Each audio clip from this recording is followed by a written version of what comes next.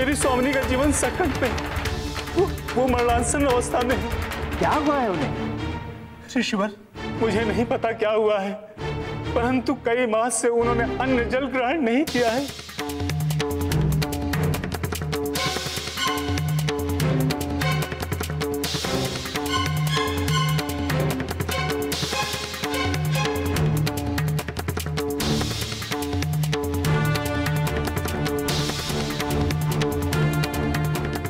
नहीं देवी, यह अनुचित है, मुझे जाना होगा।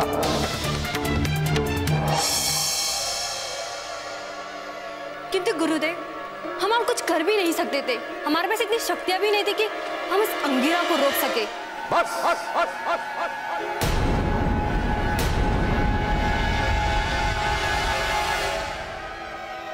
कुतर्क नहीं, तुम नहीं जानते तुम लोगों ने क्या किया है। तुम्हारी इस असफलता से शुक्राचार्य की एक बार पुनः पराजय हुई है और मुझे अपनी पराजय कदापि स्वीकार नहीं स्वीकार है अपनी पराजय। गुरुदेव, हमें एक और अवसर दें। हम प्रतिज्ञा करते हैं, इस बार आप निराश नहीं होंगे।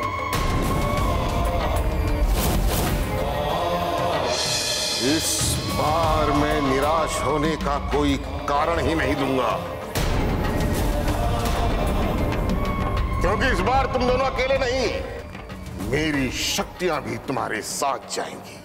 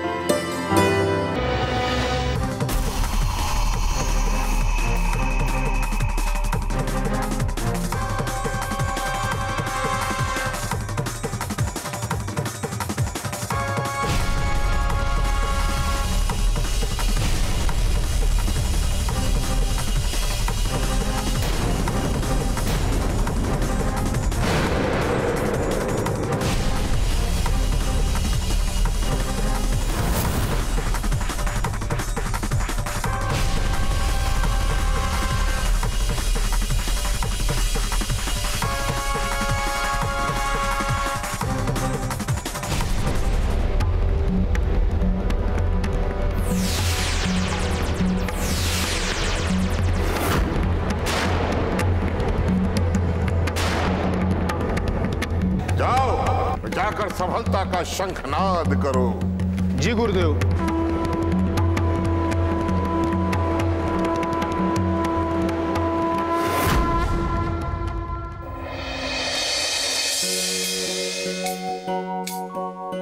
ऋषिवर, इस शरीर में सब कुछ वास करता है, पुण्य भी और पाप भी, सकारात्मक शक्तियाँ भी और नकारात्मक शक्तियाँ भी। यह मनुष्य पर निर्भर करता है कि वो अपने भीतर बसने वाली इन शक्तियों से किस शक्ति का उपयोग करता है। आप सत्य कहते हैं प्रभु, सब कुछ का साधन और माध्यम तो ये शरीर ही है। ये शरीर ही तो है जो मोक्ष भी दिलवाता है और पाप का भागीदार भी। हाँ ऋषिवर, मन में बसने वाली लोभ एवं मोह जैसी इच्छाएं ही मनुष्य को तामसी बनाती है। उस ग्राम के किसानों को भी प्रतिदिन मुफ्त में स्वर्ण मुद्रा प्राप्त करने का रोग लग गया था। तभी तो उन्हें जैसे ही पता चला कि मैं उनके इस रोग के मार्ग में बाधक बन सकता हूँ, उन्होंने मुझे रोकने का प्रयास किया। अपने गाँव वालों के साथ बिल्कुल सही किया, वो पूर्ण रूप से दंड के ही अधिकारी थे। ऋषिवर, इस संसार में कभी कभी कुछ बातें शक्ति के द्वारा ही समझाई जाती है, और वैसी स्थिति में तो और भी, जहाँ मनुष्य पूर्ण रूपेण व्यभिचारी एवं अनाचारी हो चुका हो तथा लोभ एवं लालच उसके मन मस्तिष्क पर अपना अधिकार जमाते हो। ऐसी स्थिति में या तो मनुष्य चोट खाकर समझता है या फिर बलपूर्वक समझता है। वो जो कर रहा है अनुचित कर रहा है। सत्य प्रभु, जब मनुष्य को उसको कर्मों का फल मिलता है तभी वो समझ पाता है कि वो जिस कर्म में वो लिप्त है वो सुकर्म है या कुकर्म।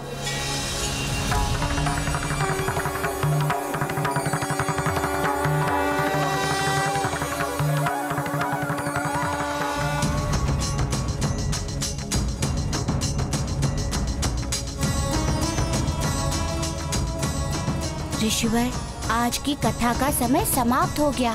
कल पुनः ब्रह्म मुहूर्त में कथा वाचित करूंगा। अब आप भी अपनी नित्य क्रिया में सम्मिलित होइए।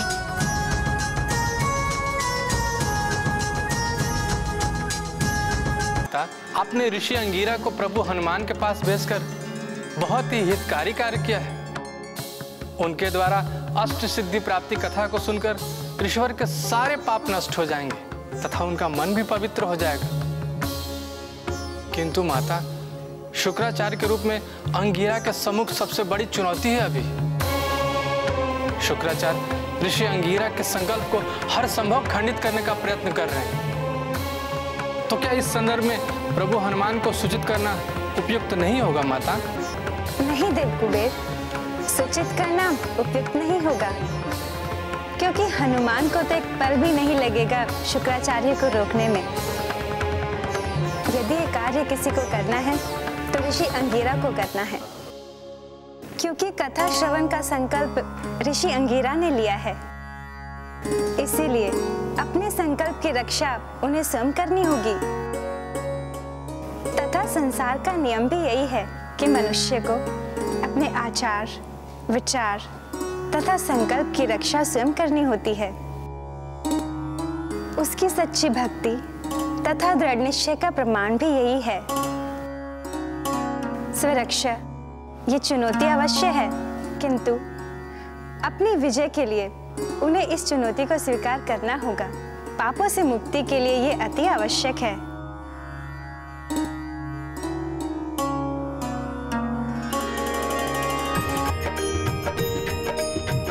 जय हनुमान ज्ञान गुण सागर, जय कपीश तिहु लोक उजागर। रामदूत अतुलित बल धामा, अंजनी पुत्र पवन सुत नामा।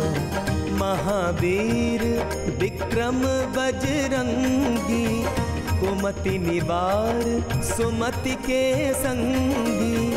कंचन बरन विराज सुबेसा, कानन कुंडल कुंचित केसा। हाथ वज्र और ध्वजा विराजै, कांधे मूंज जनेऊ साजे।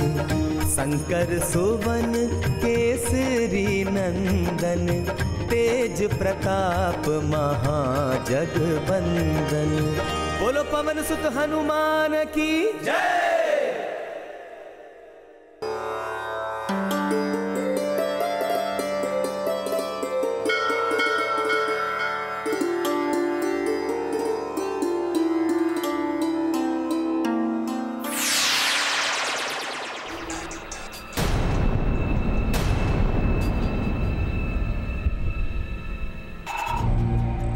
हम तुम्हारे अष्ट सिद्धि प्राप्ति कथा के श्रवण संकल्प को खंडित करने के लिए पुनः प्रकट हुए ऋषि अंगीरा।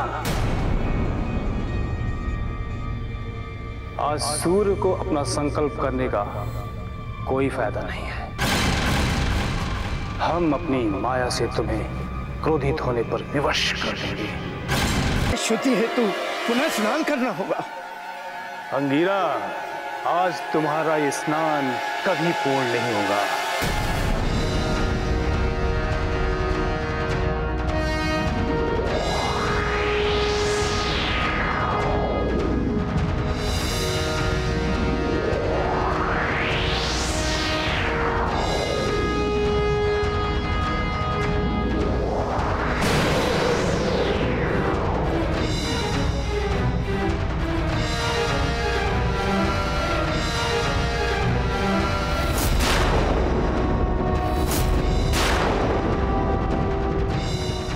ऐसा क्यों हो रहा है? यहाँ की कोई मायावी की उपस्थिति तो नहीं है। तुमने बिल्कुल सही कहा ऋषि अंगीरा। यहाँ जिस माया की उपस्थिति है वो शुक्राचार्य की माया है, जिसे तुम कभी बाहर नहीं कर पाओगे।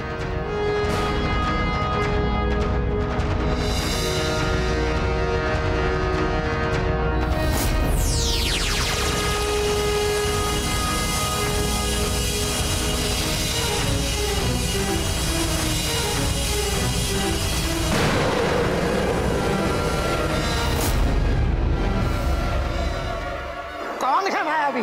सामने आओ।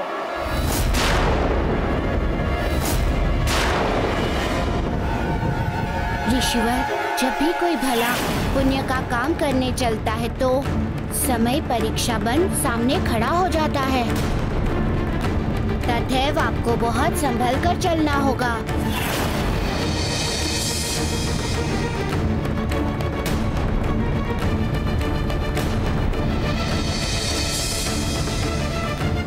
हे मायावी शक्ति, मुझे आपसे कोई कष्ट नहीं है। मैं तो अपना कर्म कर रहा हूँ, अपनी कथा श्रवण का कर्म।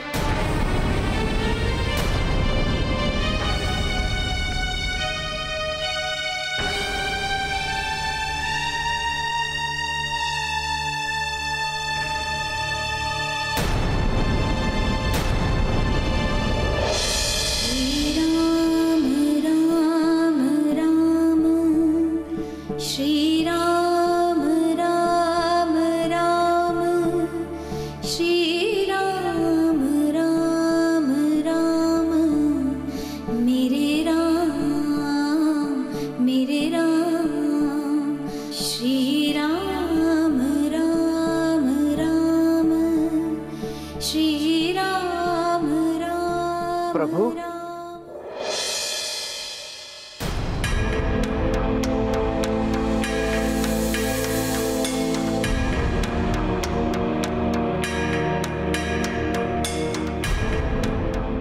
ऋषिवर, ये क्या हुआ आपको?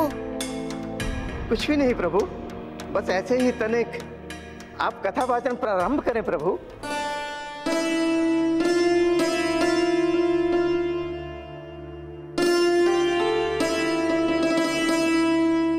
प्रभु, प्रतिकूल परिस्थितियों में भी मुझे अपने लक्ष्य की प्राप्ति करनी है।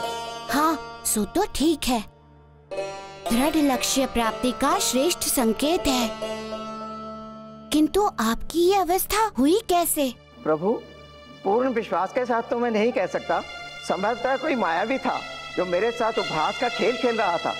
ऋषिवर, इसका अर्थ ये हुआ कि पुनः किसी ने आपके संकल्प को खंडित करने की चेष्टा की है। हाँ प्रभु, हो सकता है ये उसका कर्म था और मेरा। मुझे प्रसन्नता है ये देखकर कि उसके प्रति आपके मन में लेश मात्र भी क्रोध नहीं है। प्रभु, ये तो अष्ट सिद्धि की कथा का असर है कि जो मेरा हृदय निर्मल एवं निष्कलुष हो रहा है। हाँ तो प्रभु, आगे क्या हुआ? उस रात सब लोग भाग गए और मैं प्रातःकाल अपनी शर्त के अनुसार राजा मदन सेन के समक्ष उनके राजमहल में उपस्थित हो गया।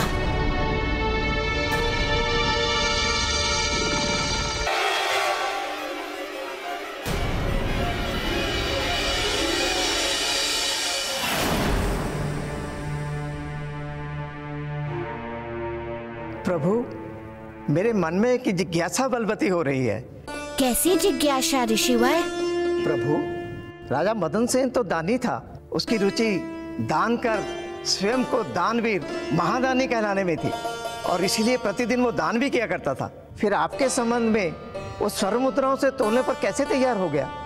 ऋषिवर, दान से उसका अभिप्राय केवल इतना ही था कि प्रजा के मन में उसका वर्चस्व बना रहे और प्रजा उसकी जय जयकार करती रहे। और जब संसार में कोई प्राणी इतना अहंकारी हो जाता है तो उसका विवेक पहले ही मित हो जाता है और वही उसके साथ हुआ। तभी तो वो मुझे अपने भार के बराबर स्वर्ण मुद्रा से तोलने के लिए तैयार हो गया, बिना कुछ सोचे समझे। ताकि प्रजा के बीच उसका प्रभुत्व और बढ़ जाएगा। तथा दूसरी बात ऋषिवर ये है कि जब कोई किसी को तोलने की बात करे तो समझ जाना चाहिए कि वो अपने अहंकार के चरम तक पहुंच गया है तथा विनाश उसकी प्रतीक्षा कर रहा है, क्योंकि कोई भी प्राणी ईश्वर नहीं होता है ऋषिवर। देना लेना सब ईश्वर के हाथ ही शक्य है, किसी प्राणी के विशेष के नहीं। किंतु जब ऐसा अनुचारी व्यक्ति राजा हो तो वो अपने संपूर्ण राज्य को विनाश के तट पर लाने के लिए सक्षम होता है, और वही उस मदन सेन ने किया था। इसीलिए उसे समझाना अति आवश्यक था, इसके बिना उसका अहंकार चूर नहीं होता। ये देखो कितना स्वर्ण है मेरे पास।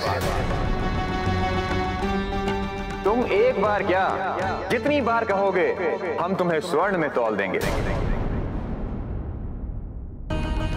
तुम एक बार क्या जितनी बार कहोगे हम तुम्हें स्वर्ण में तौल देंगे। प्रभु, आपने मदन सेन का अहंकार तोड़ने के लिए बिल्कुल सही मार्ग चुना। प्रभु, वो अवश्य ही सफल हुआ होगा और आपका स्वामित्व स्वीकार कर लिया होगा। ऋषिवर, मनुष्य दासत्व को तभी स्वीकार करता है जब पूर्ण रूप से टूट जाता है, सत विकसित हो जाता है।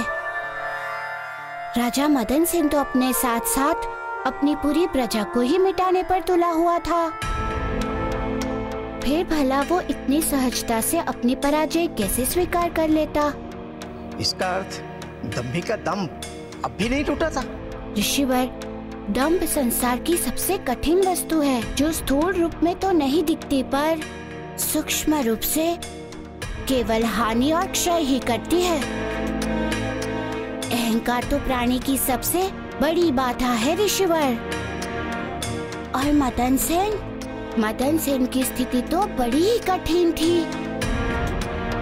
जिस प्रकार प्रकृति में विद्यमान समस्त पदार्थों की अवस्था बदलती है, उसी प्रकार प्राणी के अंतस में बैठे पंच विनाशकारी विचारों की भी अवस्था और रूप बदलते हैं। परिवर्तन प्रकृति का नियम है ऋषिवर। प्रभु, मैं आशय समझ नहीं पाया। आशय ये है कि समय के साथ मदन सेन का अधिकार वर्चस्व का रूप ले चुका था, और वर्चस्व का स्वरूप पालने वाला व्यक्ति सबसे बुरा व्यक्ति है। उसे तो भय रहता है अपने वर्चस्व की समाप्ति से। और मदन सेन के साथ भी यही कठिनाई थी। उसे भय था कि यदि वो अपनी पराजय स्वीकार कर लेगा तो प्रजा पर से उसका वर्चस्व समाप्त हो जाएगा। इसीलिए वो मुझे किसी भी प्रकार तोलना चाहता था। प्रभु, उसके अहंकार का कारण कुछ और भी था या केवल दान था? दान सर्वोपरि नहीं था ऋषिवर। उसके अभिमान पद पर पतन स्वरूप था तथा यक्षिणी की सिद्धि, उन्हीं से तो वो धन प्राप्त करता था। और यही कारण था कि उसने मेरे दासत्व को अस्वीकार कर लिया तथा तुला दान के लिए सबको आदेश दे दिया। महामंत्री, जी महाराज, इस वानर बालक को स्वर्ण में तौल दो।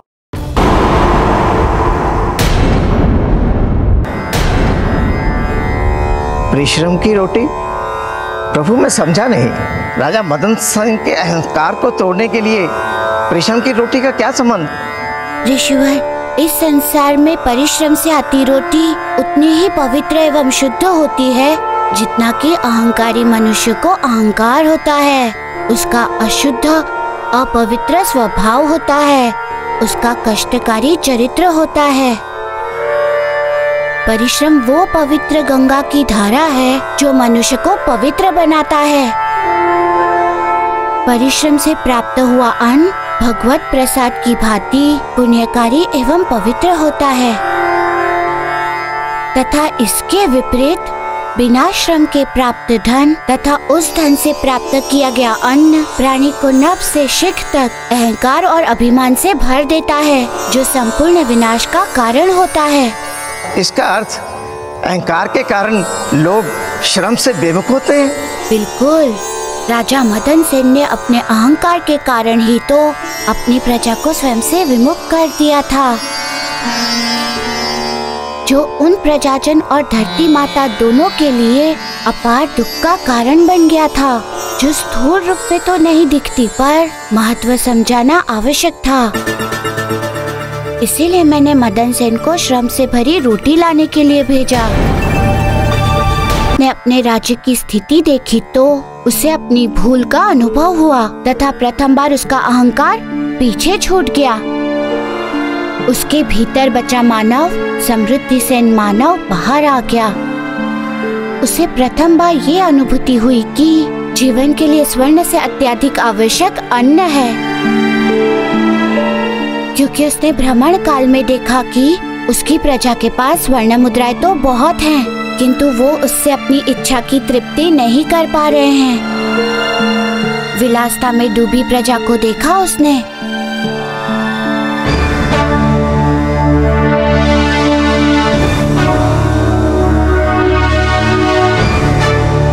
मदिरा के लिए एक दूसरे से झगड़ते देखा उसने।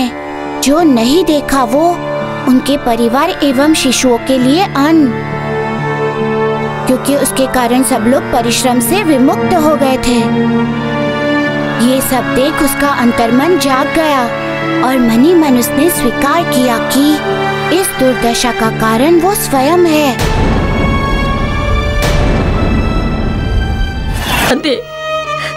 उन्हें बिना परिश्रम राजा दान में धन दे देते हैं। राजा से दान में धन?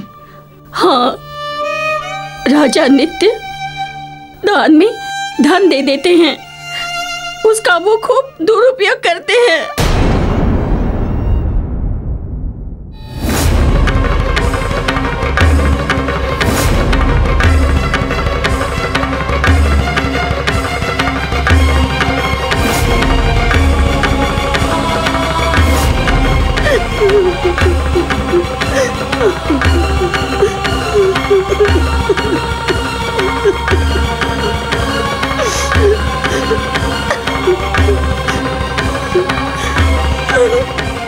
ये तुम्हारे कारण है राजा। बिना सोचे समझे तुम्हारे द्वारा दिए गए दान का दुष्परिणाम है।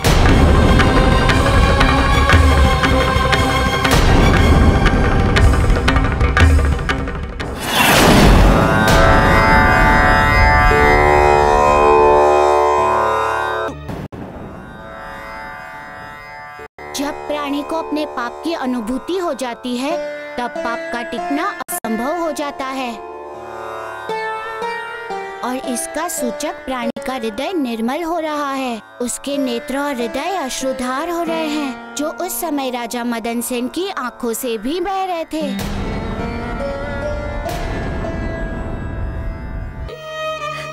उन्हें बिना परिश्रम राजा दान में धन दे देते हैं।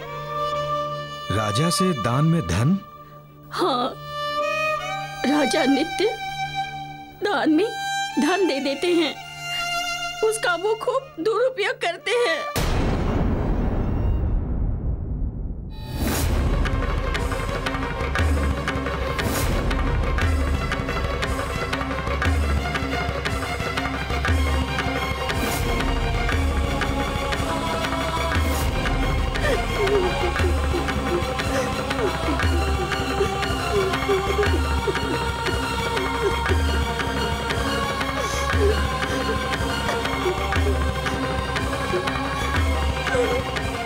ये तुम्हारे कारण है राजा। बिना सोचे समझे तुम्हारे द्वारा दिए गए दान का दुष्परिणाम है।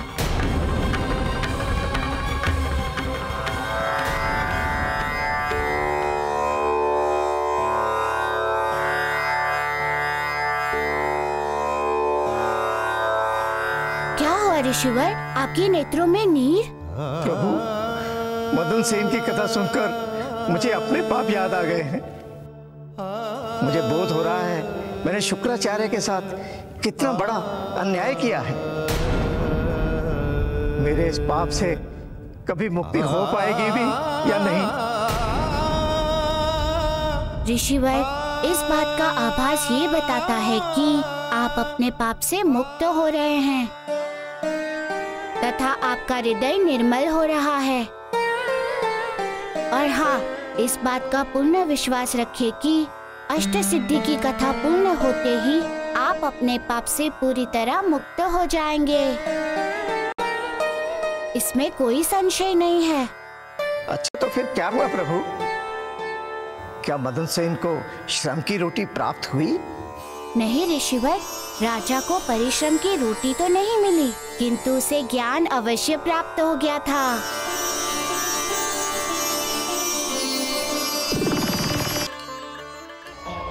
और इस प्रकार राजा मदन सेन को अपने भूल की अनुभूति हुई कि उसने अपने धन के कारण संपूर्ण राज्य को कितनी बड़ी क्षति पहुंचाई है। उसे इस सत्य का अनुभव हुआ कि दान पुण्य का ही नहीं अपितु अकाम्यता, विलासिता, व्यभिचार एवं अव्यवस्था का दान किया है। एक अहंकारी को भी अंतबोध हो सकता है प्रभु?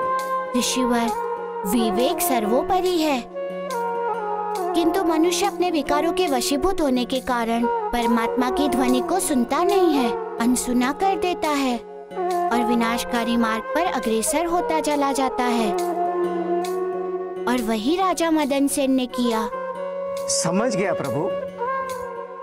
उसे बचाने के लिए आप जैसे प्रभु को मार्गदर्शन हेतु भेज देता है। किंतु प्रभु, विधि ने विकारों को बनाया ही क्यों? क्योंकि अग्नि में तपकर स्वर्ण कुंदन बनता है ऋषिवर। परीक्षा, संकटों एवं समस्याएं भी तो होती है। यदि मदन सेन अपने अहंकार के चरम पर नहीं पहुंचता तो उसके समक्ष ऐसी स्थिति ही उत्पन्न नहीं होती। ना ही वो सच्चे राजा और सच्चे मनुष्य की शपथ लेता। आप देवताओं में इंद्र की कथा तो जानते ही होंगे। समस्त देवताओं की पूजा अर्चना होती है, किंतु उनकी केवल चर्चा है पुस्तकों में। संसार में उनकी पूजा ना के बराबर ही होती है, क्योंकि इसके मूल में उनका अहंकारी स्वभाव, छंदम चरित्र तथा स्वर्गलोक का मोह। मेरे कहने का तात्पर्य ये है कि जब विकार देवता तक को उनके देवत्व से निकाल सकता है, तो मनुष्य तो एक तुच्छ प्राणी है। समझ गया प्रभु। इन विकारों पर विजय प्राप्त करना ही मनुष्य का मूल धर्म होना चाहिए। बिल्कुल सत्य कहा आपने ऋषिवर। तो सार ये है कि विकारों का शमन किया जाए तथा मार्ग धर्म को प्रबल किया जाए और विधि के विधान के साथ चला जाए। आपने अज्ञान का पर्दा हटा दिया मेरे सामने से प्रभु। ऋषिवर, अब सूर्यास्त का समय हो रहा है, अतएव आज इस कथा को हमें यही विराम देना होगा। किंतु कल इस अष्ट सिद्धि की प्रथम कथा संपूर्ण हो जाएगी। तब आपको देवी वशिता को नमन कर लोगों में प्रसाद वितरण करना होगा। अतः अब आप जाइए और प्रसाद की व्यवस्था कीजिए। जैसे आपकी आज्ञा प्रभु। मैं वंश से प्रसाद हेतु विभिन्न फल एकत्र कर लाता हूँ प्रभु।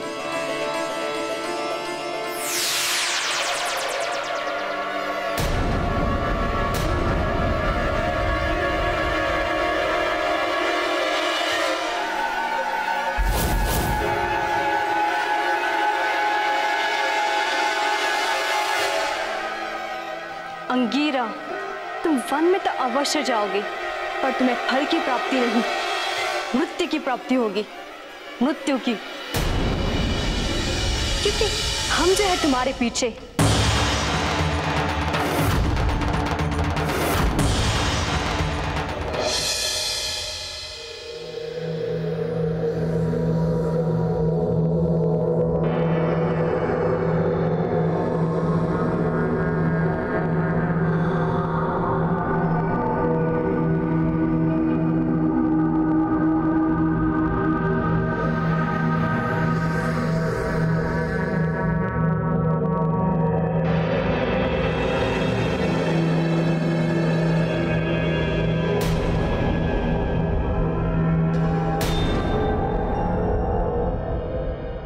इन वृक्षों पर तो एक भी फल नहीं है,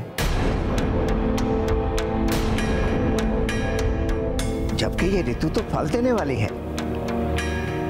कहाँ गए इन वृक्षों के फल?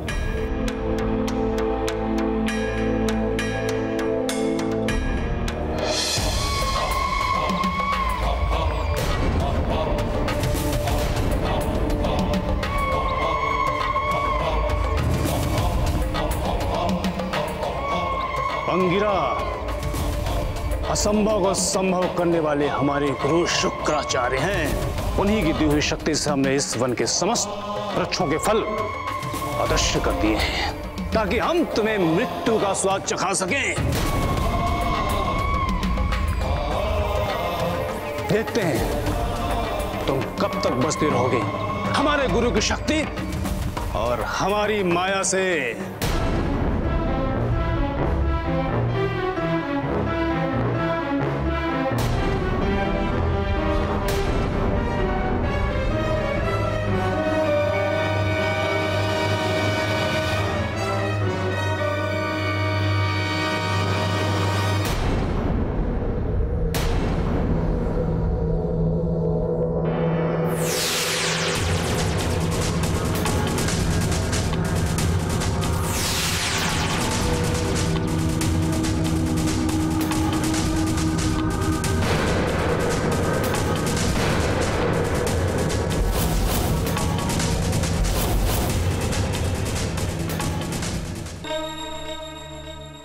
क्या खोज रहे हैं इस वन में? फल। यहाँ वृक्ष पर कोई फल ही नहीं है, जबकि ऋतु तो फलों का है। मैं कल अनुष्ठान कर रहा हूँ, उसके लिए मुझे प्रसाद वितरण करना है। इसका अर्थ यह है कि आप प्रसाद के लिए फल एकत्र करने आए थे? हाँ, अब कल क्या प्रसाद वितरण करूंगा इसकी चिंता हो रही है। प्रतिकूल दिशा और स्थान पर आने से निराशा ही हाथ लगती है नरेश्वर। अर्थात मैं समझा नहीं। अर्थात आप अनुचित स्थान पर फल लेने आए हैं। इस वन में तो कई वर्षों से फल लगने वाला वृक्ष ही नहीं है। आप चिंता ना करें ऋषिवर, यही समय पे हमारा ग्राम है। आप हमारे साथ चलिए, हम आपके लिए प्रसाद की व्यवस्था कर देंगे। हाँ ऋषिवर, चलिए। नहीं, मुझे तुम लोगों की सहायता नहीं चाहिए। मुझे कल प्रसाद वितरण के लिए स्वयं ही प्रसाद एकत्र करना है।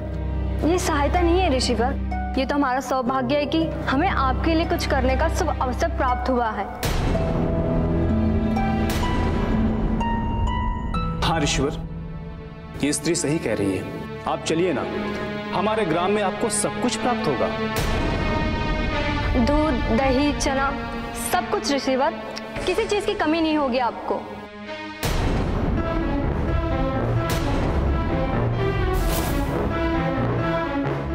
कहीं ऐसा तो नहीं कि ये दोनों भी पूर्व की भांति मायावी हों?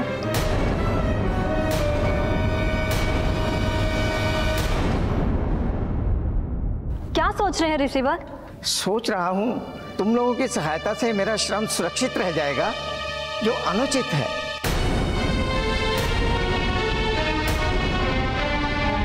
कैसे आपका श्रम सुरक्षित रहेगा ऋषिवर? आप स्वयं चलेंगे, स्वयं प्रसाद की वस्तुओं को लेकर आओगे, तो कहाँ आपका श्रम बचेगा? हम तो केवल आपको उस स्थान तक लेके जा रहे हैं।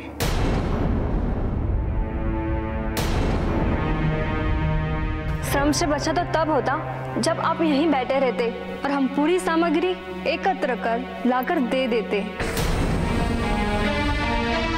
ईश्वर, उपयुक्त बात कही इसने। आप विचार न करें, चलें। ठीक है, चलिए।